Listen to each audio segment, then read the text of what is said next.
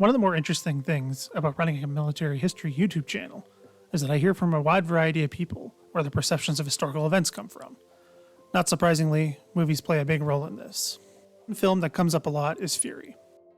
More than one person has said that the movie is historically accurate, which is clearly not the case. Before everyone comes at me in the comments, my objective here isn't to say don't watch historical movies, nor expect them to be completely historically accurate. I also want to point out I know historical events are changed for dramatic effect and for storylines in movies. What I want to do with this video is compare how Fury showed combat versus how it is covered in the historical footage from World War II. There are many similarities between the movie and the historical footage. Both are set in Germany in April 1945. Scenes from both the movie and the footage are similar, but they have key differences. A lot of the mistakes in the movie could have been done properly with no difference to the plot or the scenes. Basically, it wouldn't have taken extra work to get it right. My ultimate objective is to show movies are not something to be relied on to form viewpoints of historical events. Historical footage exists and is accessible. It is a much better tool to examine past events and to use to form viewpoints on them. The historical film footage is of the US 6th Armored Division, part of Patton's famed Third Army. It shows a combined tank infantry attack on Oberdorla near Muhlhausen, Germany. The footage is from April 4th, 1945. I'm going to compare two scenes from Fury with this footage.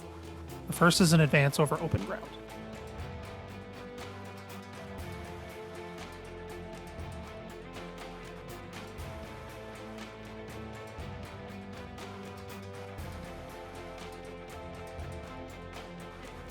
Here you can see that the infantry is spread out. This is done to limit casualties that could occur from explosions from enemy ordnance.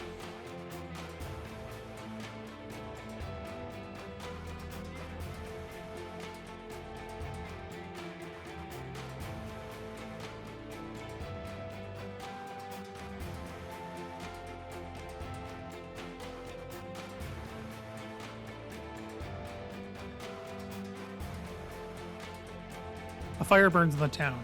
We will see a closer shot of which buildings are burning later in the footage.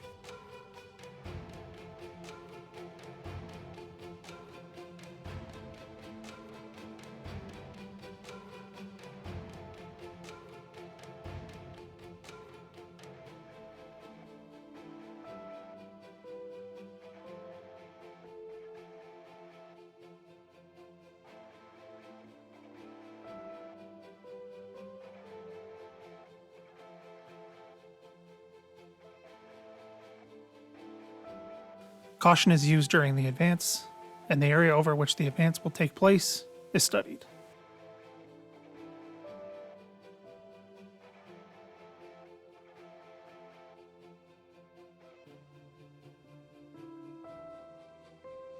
The tanks are far apart from each other for the same reason that the infantry were spread out. Fury, when the infantry advances across open ground, they stay in tightly packed groups behind the tanks. That's a surefire way to get everyone taken out at once. Also, there's little planning for this advance over the open ground in the film. They just sort of headlong rush over the hedges and into the open field. Also, at one point, the infantry would rather just get run over by a tank than stand up in the middle of the field. Here you can see that the tanks are incredibly close together. Again, one round could take out more than one tank with the lack of distance between them. As a bit of an aside, I ask, why is the German infantry in foxholes in the middle of the field? This is again a surefire way to get taken out very easily. After the tanks stop just right out in the open, finally the infantry gets involved. Just like in Fury, the historical footage has scenes taking place in an urban environment. As you can see here, the infantry and tanks are spread out with the infantry hugging the buildings.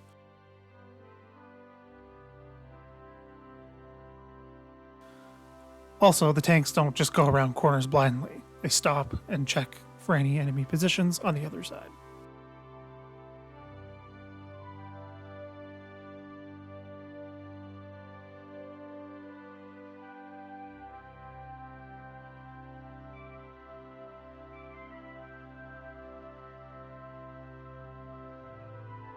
Here you can see a tank firing its machine gun at a German position somewhere up the road.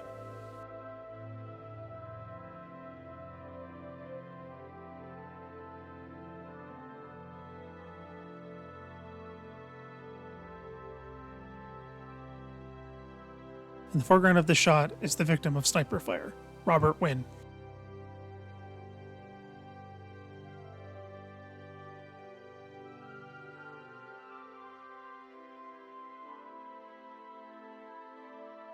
This footage, you can see that the infantry are patient and take their time advancing. They don't rush into anything, and the tanks wait while the infantry check ahead to see if there's any German positions that might take them out.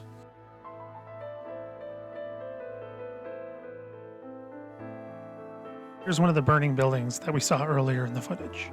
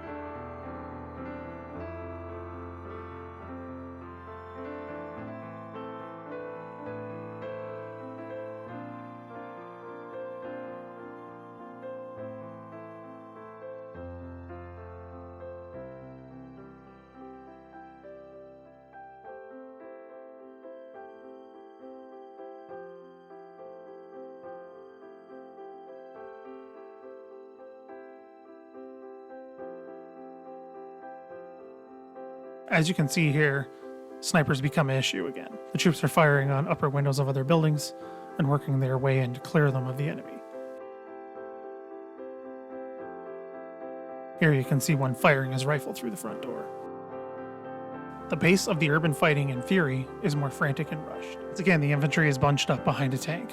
They would not have done this, and as we've already seen, they'd spread out looking for enemy defenses. Once a sniper is discovered, the infantry instantly bunch up behind the tank. Infantry do a poor job of checking the buildings and suffer the consequences. There appears to be no scouting done of this wide open square. The tank rushes headlong into the square and as a result gets shot at by a German anti-tank gun. The infantry would have scouted ahead and seen the position and taken it out before the tank came anywhere near the square. I hope you've enjoyed this comparison of historical footage against a war film to see why such movies aren't the best way to build your historical knowledge. If you'd like to see my take on other historical films, check out this video where I watched all 3 versions of All Quiet on the Western Front in one day.